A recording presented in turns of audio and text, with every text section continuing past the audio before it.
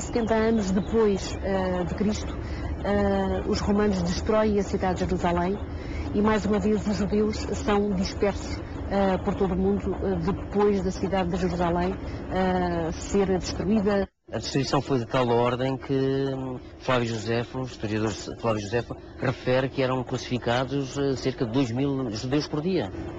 Desde aí, Judá nunca mais teve, já tinha perdido a autonomia, sobre os romanos já tinha perdido a autonomia, mas aí nunca mais teve terra própria em Israel. O livro de Mórmon, um outro testamento de Jesus Cristo, faz referência a um outro grupo que surge no continente americano, precisamente vindo de Jerusalém antes da sua destruição. Um grupo antes da destruição e outro precisamente no momento da destruição. E estes grupos são, digamos, remanescentes da casa de Israel, mais propriamente das tribos de Efraim e de Manassés. Portanto, descendentes de José. E o livro de Mórmon fala imenso sobre o destino e o papel a ser desempenhado pelas tribos de Efraim e de Manassés. Aqui isto remete-nos para as bênçãos que Jacó deixou a seus filhos. E é curioso comparar essas bênçãos, porque em relação a todos os outros filhos, as bênçãos não passam mais do que uma pequena frase, enquanto que para Judá e para José e também para Efraim e Manassés, Jacó detém-se um pouco mais e dá ricas bênçãos. O livro de Gênesis, onde estão registradas as bênçãos concedidas por Jacó, fala-nos da bênção concedida a José. Diz: José é um ramo frutífero junto à fonte. Seus ramos correm sobre o muro. Dá-nos a ideia de que os descendentes de José seriam levados para longe desse lugar. Aliás, a própria vida de José é uma figura do que... Simbólica do que sucederia com os seus descendentes, não é? Sim. José é separado dos seus irmãos e depois mais tarde vem a ser a causa de salvação dos seus próprios irmãos, não é? Exatamente. Também os seus descendentes seriam separados para longe da casa de Israel, para no futuro desempenharem um papel importante na salvação ou na coligação, na reunião do Israel disperso. Exatamente.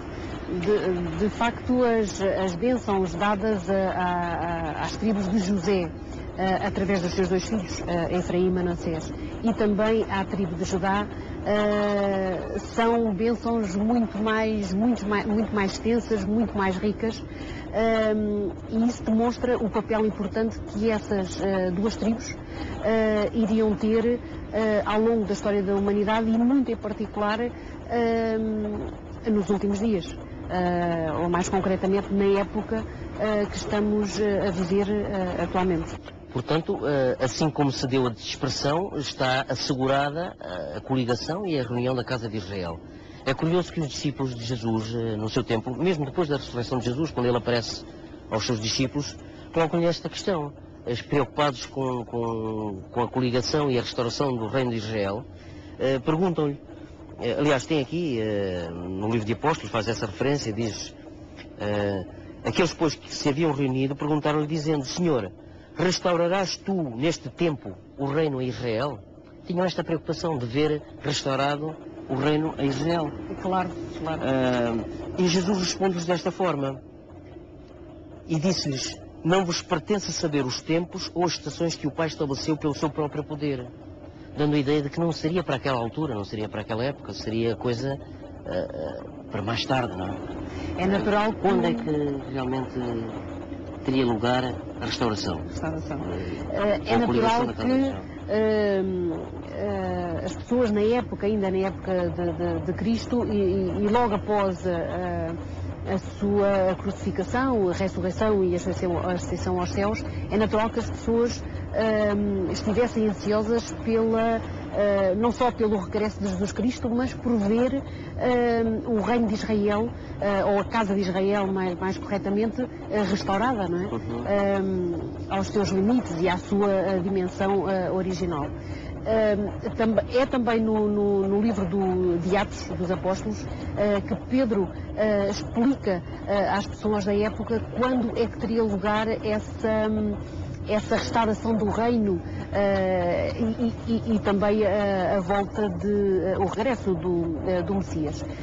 No livro de Atos dos Apóstolos, mais concretamente no capítulo 3, os versículos 19 a 21, em que Pedro diz: arrependei-vos, pois, e convertei-vos, para que sejam apagados os vossos pecados e que venham assim os tempos do refrigério pela presença do Senhor. E envie ele a Jesus Cristo, que já antes vos foi pregado, o qual convém que o céu contenha até aos tempos da restauração de tudo, dos quais Deus falou pela boca de todos os seus santos profetas desde o princípio. Então, da mesma forma que a dispersão de Israel tinha sido profetizada desde muito cedo, e tivemos a oportunidade de ler aqui algumas escrituras do livro de Levítico, e portanto palavras do profeta Moisés, também a coligação, ao mesmo tempo, Deus disse que, assim como haveria uma dispersão, teria que haver uma coligação. E Pedro explica às pessoas da sua época que essa coligação só poderia ter lugar depois da restauração de todas as coisas. Era necessário que houvesse a restauração de tudo o que se tinha perdido para que Cristo pudesse vir à Terra e para que se desse a coligação da casa de Israel. Também notamos no Novo Testamento que Jesus, quando se apresenta no seu ministério, que durou sensivelmente 3 anos, faz questão de se dirigir aos israelitas. Ele diz, há uma passagem que explica muito bem isso, em Mateus, no livro de Mateus. Jesus diz, enviou os 12 e lhes ordenou, dizendo: não ireis pelos caminhos das gentes, significando os gentios, nem entrareis em cidade de samaritanos, porque os samaritanos não eram israelitas, não é? Mas ide antes às ovelhas perdidas da casa de Israel. Quer dizer, em primeira mão, o Evangelho destinar-se-ia à casa de Israel. Curioso também notar no Evangelho de João, no capítulo 10, Jesus faz referência da necessidade de visitar outras ovelhas da casa de Israel. Ele diz no sermão do Bom Pastor, ele diz: ainda tenho outras ovelhas que não são deste aprisco. Também me convém agregar estas, e elas ouvirão a minha voz. E haverá um rebanho e um pastor.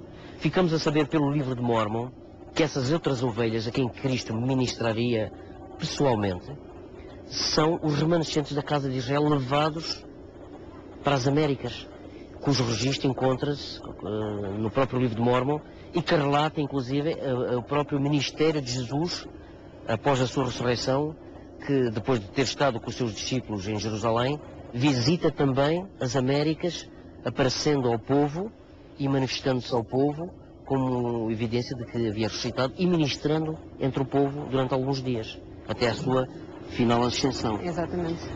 E cumpre-se assim desta forma o seu ministério a todas as ovelhas que pertencem à casa de Israel. Sim, se não fosse o livro de Mórmon, nunca iríamos saber como é que aquelas promessas tão bonitas dadas por Jacó a Efraim e a Manassés, filhos de José, não saberíamos como é que elas se cumpriram, porque a Bíblia efetivamente não diz como é que as promessas à tribo de José, através dos seus dois filhos, não diz como é que essas promessas se iriam cumprir. É o livro de Mórmon que